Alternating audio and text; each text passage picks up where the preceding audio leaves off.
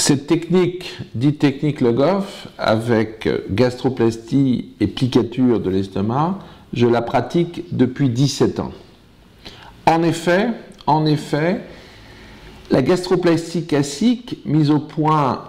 par mon ami Guy Bernard Cadière, et étant pionnier comme lui de la chirurgie cœlioscopique et de la chirurgie bariatrique, chirurgie de l'obésité, de la mise en place des anneaux, puisqu'on discutait dans les années 94-95 de la technique de la gastroplastie classique, et on s'est aperçu que la poche au-dessus de l'anneau devait être le plus petit possible, Guy Bernard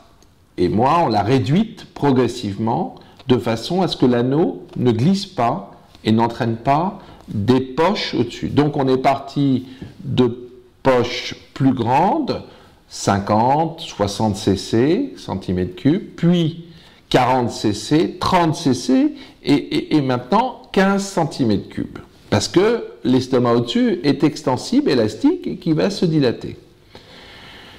Pour ma part, pour éviter ces glissements, je trouvais que c'était important, bien sûr, de diminuer le volume, la poche au-dessus de l'anneau, mais il me paraissait aussi important de fixer l'anneau et de le fixer au maximum pour éviter qu'il ne bouge. Car dès qu'il bouge et qu'il glisse vers le bas, il entraîne des complications, des vomissements, des dilatations, des érosions.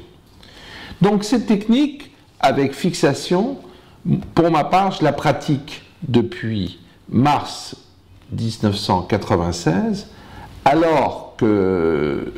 beaucoup d'autres, dont Guy Bernard, fixaient un petit peu l'anneau, mais très peu par rapport à moi, qui est une technique hyper précise et hyper spécifique de fixation. Et ça me paraissait du bon sens que pour que quelque chose ne bouge pas, en particulier l'anneau, il valait mieux le fixer au maximum plutôt que de ne pas le fixer.